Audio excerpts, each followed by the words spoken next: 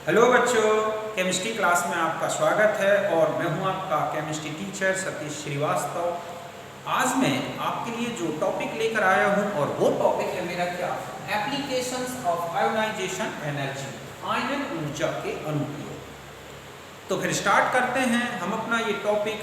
तो देखो, जो आयोनाइजेशन एनर्जी है इसके बहुत सारे एप्लीकेशंस हैं।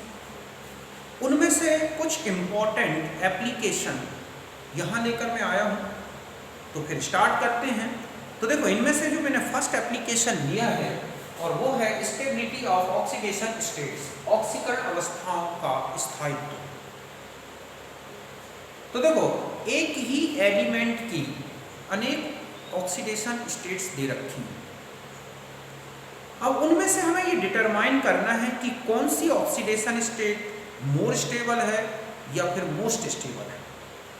तो उसके लिए आपको क्या करना है ये मैं आपको समझाता हूं। यहां पर क्या है ये ध्यान रखना है कि ये लिखा है डेल्टा आई ई।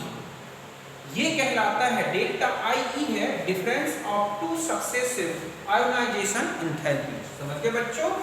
दो क्रमागत आयनन विभव का अंतर। अभी बताता हूं मैं एप्लीकेशन से। तो ये ध्यान रखना है कि डेल्टा आई ई ग्रेटर देन 16 इलेक्ट्रॉन वोल्ट, मतलब दो सक्सेसिव आयोनाइजेशन एंथैल्पीज का जो डिफरेंस है, अगर वो 16.0 इलेक्ट्रॉन वोल्ट से ज्यादा आता है तो ये ध्यान रखना है कि लोअर, ठीक है, then lower oxidation state will be more stable. तब क्या है बच्चों, याद रखना है, तब निम्न ऑक्सीकरण अवस्था स्थायी हो। अब यदि दूसरा डिफरेंस, दूसरा ये देखना है पॉइंट, पहला ये है और दूसरा ये है। अब आता है कि अगर यही difference less than 11.0 electron volt, इससे कम है, तो आपको ध्यान रखना है हायर ऑक्सीडेशन स्टेट क्या होगी, मोर स्टेबल होगी। मतलब है कि उच्च ऑक्सीकरण अवस्था अधिक स्थायी होगी। ये बात ध्यान रखनी। फिर से देखें, आपको एक ही एलिमेंट की डिफरेंट आयोनाइजेशन एंथैल्पीज दे रखी हैं, सक्सेसिव आयोनाइजेशन एंथैल्पीज दे रखी हैं। तो आपको क्या करना है, इन सक्सेसिव आयोनाइजेशन एंथैल्पीज का डिफरेंस निकालना है। मतलब एक के बाद जस्ट दूसरा जो आयोनाइजेशन एंथैल्पीज है उनके डिफरेंस।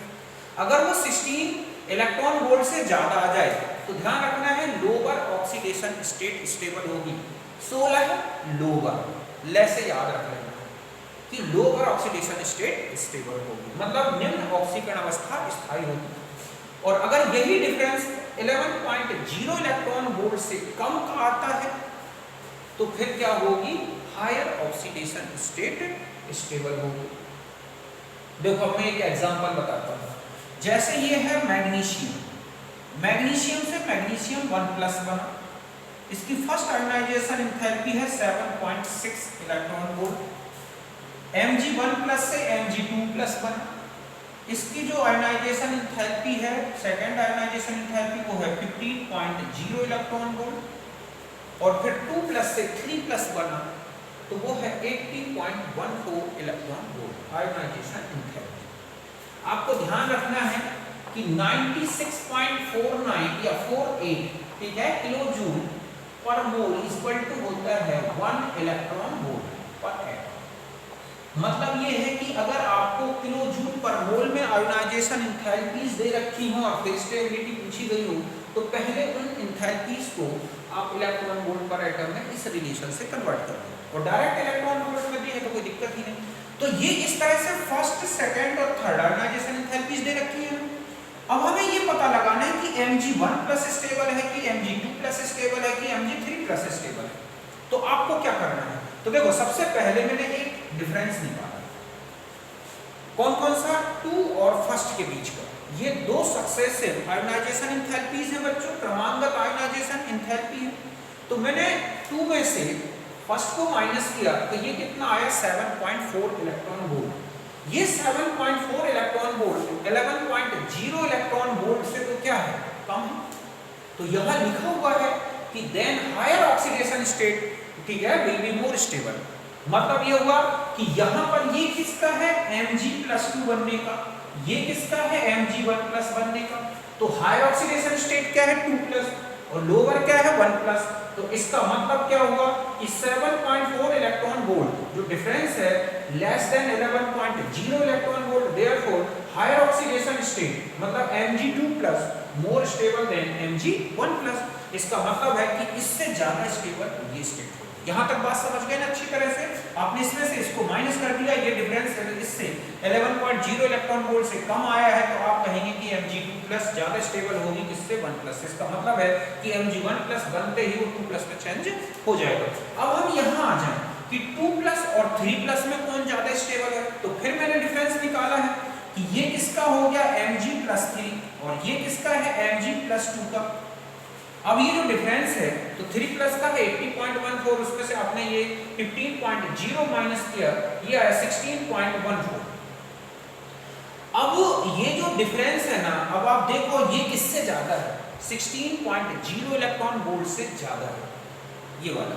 तो यहाँ ये कह रहा है कि ऐसे में lower oxidation state more stable then, ठीक है, हायर ऑक्सीडेशन स्टेट। इसका मतलब है कि ये डिफरेंस 16.0 इलेक्ट्रॉन वोल्ट से ज्यादा का है, therefore lower oxidation state means 2+ more stable than 3+, Mg3+। तो देखो इन दोनों से, इस वाले सॉल्यूशन से इस वाले सॉल्यूशन से सीधा पता चल रहा है कि आपको कौन सी स्टेट स्टेबल हुई। तो यहां तक लिख दें ना, तो आप सीधा लिख सकते हैं यहां पर कि कौन सी स्टेबल सबसे ज्यादा स्टेबल हो गई, Mg की 1+, 2+, 3+। तो इसमें से जो मोस्ट स्टेबल ऑक्सीडेशन है तो हम ये लिख सकते हैं कि 10, ठीक है, Mg2+, ठीक है, इज मोस्ट स्टेबल, ठीक है, ion and +2 is most stable oxidation state. मतलब ये है कि Mg2+ की जो मोस्ट स्टेबल, जो Mg2+ है वो सबसे ज्यादा मोस्ट स्टेबल आयन है और इसकी +2 स्टेट सबसे ज्यादा मोस्ट स्टेबल होगी। तो ये बात समझ गए ना कि हमें डिफरेंट सक्सेसिव एंथैल्पीज के बेस पर ऑक्सीडेशन स्टेट की स्टेबिलिटी बतानी हो तो आपको सक्सेसिव आयोनाइजेशन एंथैल्पीज का डिफरेंस लेना है। अगर ये डिफरेंस 16.0 इलेक्ट्रॉन वोल्ट से ज्यादा है, ठीक है, तो याद रखना है कि lower oxidation state more stable होगी और 11.0 इलेक्ट्रॉन वोल्ट से जो है आप देख रहे हैं कम है, तो हायर ऑक्सीडेशन स्टेट स्टेबल होगी, जो कि मैंने आपको ये सॉल्यूशन बताया। तो आप इसे नोट करें।